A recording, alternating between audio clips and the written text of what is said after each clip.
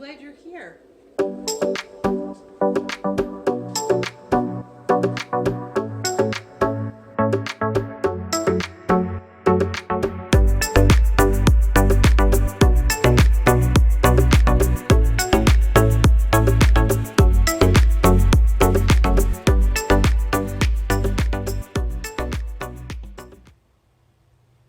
Welcome to this first video in a series of videos about the stages of recovery.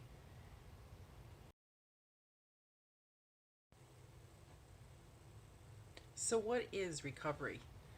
A social scientist has defined recovery as a deeply personal, unique process of changing one's attitudes, values, feelings, goals, skills, and or roles in a way of living a satisfying, hopeful, and contributing life, even with the limitations caused by estrangement. Another researcher of social recovery describes it as living with the estrangement and living beyond the estrangement. So, in those two definitions of those social scientists, I replaced the word illness with estrangement. And I'm going to reread them with the word illness in there, and just to demonstrate how impactful estrangement is to us, because the recovery from estrangement is the same as recovery from illness of any sort. So the first one said, a deeply personal, unique process of changing one's attitudes, values, feelings, goals, skills, and or roles in a way of living a satisfying, hopeful, and contributing life, even with the limitations caused by illness. Another researcher, this is the second one, describes it as living with the illness and living beyond the illness. So when I replace the word illness with estrangement, it can give us a juxtaposition to look at the two of them as we go through for recovery and recognize that recovery involves many parts of ourselves, including physical. The emotional turmoil that we're experiencing due to estrangement is a valid part of our lives, and it's in need of recovery as much as any physical or mental illness that someone could suffer. A survey of the definitions of recovery in a number of sources reveals a consistency in how it's used in the English language. So keep the concept of estrangement in mind as you hear these definitions about recovery, because parts of each one may not, none of them necessarily apply to estrangement, but the definition is interesting. So the definitions of recovery, these are fragments from other sources, dictionary sources. A return to a normal state of health, mind, or strength. A second one, act or process of becoming healthy after illness or injury. A third one, a return of something that has been lost. Another is an improvement in the economy, marking the end of a recession or decline. The regaining of substances in usable form, as from refuse material or waste products. The getting back of something that was taken away, the amount awarded by a decree or a judgment. And the last one is the process of attempting to change dysfunctional behavior, as by abstaining from an addictive substance. So these definitions address recovery as it applies to physical, financial, mental or emotional health, environmental health, loss, and reclamation. Each of these descriptors have elements that would address the recovery process in estrangement to some degree, but fail to capture the complete essence. So in recovery from estrangement, the end result is also a recreation. So it seems that everyone today is talking about set your intention. My yoga teacher tells me to do it. My meditation leader tells me to do it. My colleague's running coach tells her to do it. So even financial planners are telling people to do it. So what does setting the intention mean? So a quick example, if you're heading to the grocery store, you probably have a list. And if it's not on paper or on your phone, it's in your head. And when you get to the car, you intend to go to the grocery store. And when you get there, you intend to get what's on your list. And you know what happens if you don't have your list, most times. So your intentions are not met when that happens. Setting the intention recognizes the need and the desire to engage in a particular behavior, meet a certain goal, get those groceries. So, engagement in the recovery process is deliberate. Setting your intention to engage in the recovery process is an act that recognizes the need to take charge of your own life with specific and purposeful acts. These acts are designed to allow you to return to a life that's free from isolation, despair, pain, ambiguity, grief, depression, and many other emotional, financial, spiritual, and social wounds. But recovery is something that only you can do for you. It's deliberate, it's purposeful, it takes energy, effort. So, like most things that we engage in for self improvement, it takes dedication and it can sometimes challenge our will. So, we've been working toward a definition of recovery as it relates to the estrangement of a parent by their adult child. And at this point, it's fair to say that recovery is a process, it's not an event. So, we've all participated in this idea of setting an intention before, losing weight, saving for a large purchase, paying debt off, planning a long trip. All of these are things in which we have made our mind up that we're going to attempt to do, and it requires all of the same efforts that recovery does. We have to decide to do it. We have to make the plans, like what's going to work best for this process, what's going to work best for me in this process. And then we move forward on it. So it's not a new idea, but we need to adapt it to recovery. Faye Anam Avis, the author of the original book Peak, has put it really well. In his definition, recovery is a process of mitigating impairment and optimizing capacity for zestful living. So, when do we begin the process of recovery? The process of recovery can be engaged at any point in the estrangement process. I mentioned a little bit earlier that estrangement is a situation that happens on a progressive continuum. So it can start with your child being in touch with you less and less frequently, for longer periods of time as the estrangement deepens. The boundaries might get tighter and tighter. The rules that your child has set for engagement, the rules of engagement, if you will, until we finally get to this place called zero contact. And there's, don't call me, don't write me, don't respond to me on social media, don't send cards, nothing. I will reach out to you. And in this case, you have gone from what's called functional estrangement to radical estrangement. And there's many different forms of estrangement along this continuum. And it can look a little bit different for each family, each parent-child estrangement situation, but it does become progressively more radical. So change is inevitable. I frequently hear from estranged parents I deal with that, I'm too old to change. I'm sick of change. Why should I be the one to change? And the truth is that, you're likely really probably more tired of the estrangement reconciliation dance that's been going on and on and on. It requires constant change, constant vigilance, there's constant uncertainty, and so this is exhausting. And on top of that, it's being controlled by somebody else. So the recovery process is intentional and it's under your control. Even if your child estranged you, you can take some control back in this recovery process. So the question really kind of ends up as, what sort of change do I choose to be tired of? Do I want to be tired from the estrangement reconciliation dance where someone else is always in control? Or do I want it to be a process that I am in control of? So the recovery process is difficult, but so is estrangement. And here is where I would say you can pick your poison, but that would be counterproductive to my engaging you to in the recovery process. You have already experienced the emotional, mental, and relationship work of estrangement. The mental, emotional, and relationship work of recovery may be new to you. But the good news is that the work of recovery can actually lead to reconciliation, at the very least, prepare you for a healthy reconciliation. That's why the work of recovery is so critical.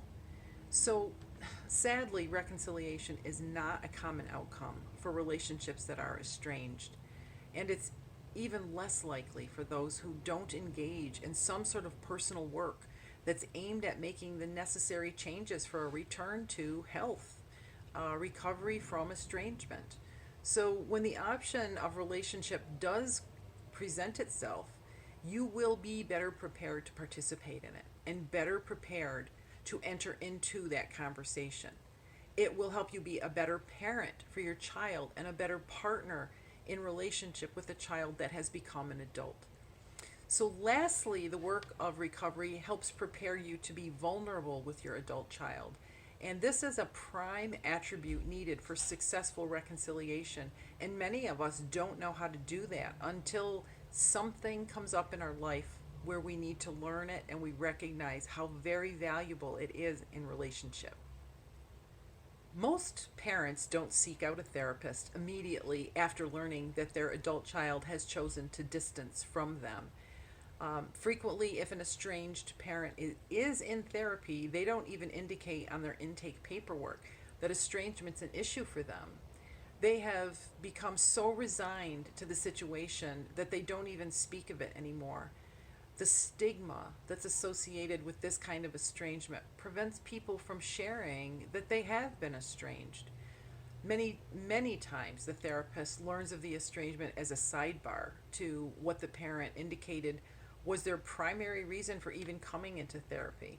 So I want to share a little bit of a case with you and an intake. And so what happened was I was doing an intake with a woman I'll call Mary, and she came to my office initially seeking treatment for anxiety and depression. So I went through the typical intake process, which is many times quite mundane, as the client is really kind of prepared for a routine intake, and sometimes in that process, you might not get right to the heart of the matter during an intake. So about 10 minutes into the session, Mary just burst into tears and just sobbed, and she was unable to speak for quite some time. And when she was finally able to engage, she told me the story about an exchange she had with her daughter, and I'll call her daughter Lydia. It was about 2 weeks before she came in, right about the time that she called, and it had been eating at her for those 2 weeks as she waited to get into the office. So her daughter Lydia had appeared at her home like unannounced and alone, which was unusual. And the conversation sort of began with questions about Mary's grandchildren who usually came along, and they weren't there, and it quickly took a sour turn. Lydia launched into a monologue that ran and ran and ran, and Mary said her words were, "It felt like I'd been hit by a freight train." And her daughter had described to Mary what she described as a lifetime of hurt and pain. And Mary said, "I wonder, did we even live in the same home?" She remembered some of the events that Lydia described, but Mary, yeah, she just couldn't put together that Lydia had experienced them as negative, because to Mary they were just events that happened with no particular impact. But Lydia wouldn't let her mother speak. She just traveled on and on with what she was saying. She was really wanting to get her message out there.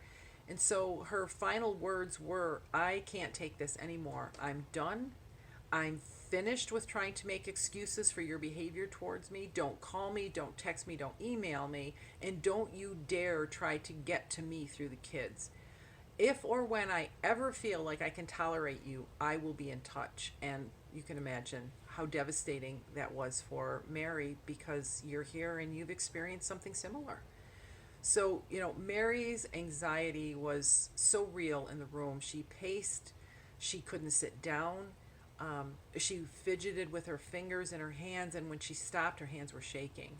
So at the end of her story, it was saying over and over again, "I can't believe this is really happening. I can't believe this is really happening." She, expressed self-doubt that she's remembering this incorrectly and what did she miss. But she also was afraid to reach out to her daughter for clarity, to ask any questions, because she thought that that might compromise any chance that she would have for contact in the future. So Mary had literally been traumatized. The stages of recovery are very different for the estranged parent and the estranging child. This channel is dedicated to the parent who has been estranged by their adult child. However, there are two parts of the estrangement process that are shared by both the parent and the child. And that is, one of those is the estrangement reconciliation dance. So I've talked about that briefly, but this is the dance that's characterized by a series of estrangements of differing intensity as the child experiments with the concept of estrangement. They may distance through physical distance at first and just coming around the house when they can tolerate it, and then they may do a bit more distance in time or intensity. Again, can I tolerate this? What happens when I do it? What's the price I'm paying, basically? And these estrangements become longer and longer, but the difficult part is that there's also that in the parents' eyes there's this reconciliation. Oh, they're back talking to me. I don't know what happened, I don't know why, I don't know what changed, but I am going to just love this time that we are enjoying with each other, even though I feel like I'm walking on eggshells. The second part that they share is what we call the catalyst event. So a little bit more about that in a minute, but research identifies a number of factors that lead to an estrangement event.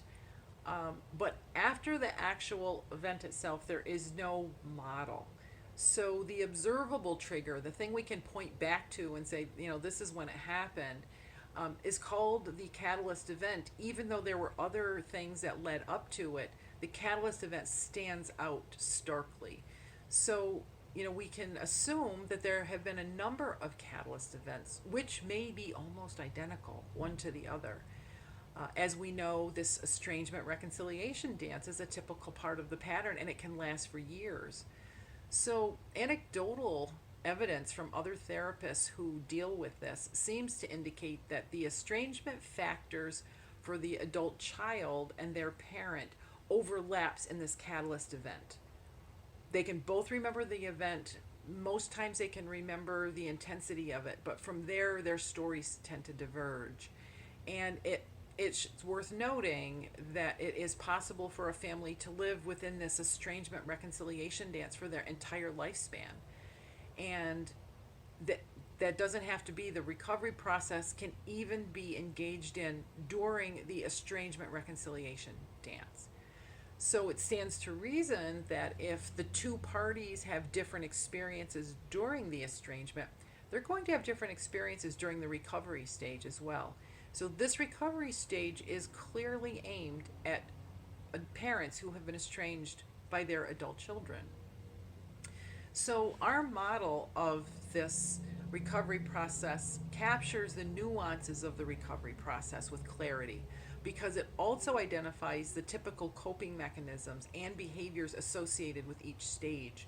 And it calls out the recovery process as its own cycle within the estrangement continuum. So the process isn't linear, but it is very probable that most people will move through this cycle initially as it is described. But later, if there's relapse or other events, someone may move to different parts of this cycle, a different stage in it, as a part of maybe a relapse recovery or a change in thinking. So at first, the first time through, it may follow this pattern typically, and then it may change in subsequent estrangements. So the cycle itself begins with what's called the soundings stage. So the soundings stage may be experienced many times due to the estrangement reconciliation dance. Each time there's a return to estrangement, you may engage in the sounding stage. This stage comes into play immediately after the catalyst event. So this is an overview on the recovery process, and our next video will be about the soundings stage. If you found this video helpful, please give it the thumbs up down below. And there's a little row of icons and there's a thumbs up. Click on that. And if you think that it might be helpful to someone else, please feel free to share a link to this video with that person or people. And you might even be able to help others find this channel by subscribing to it and clicking the notification bell. So whenever a new video is available, you will be notified right away.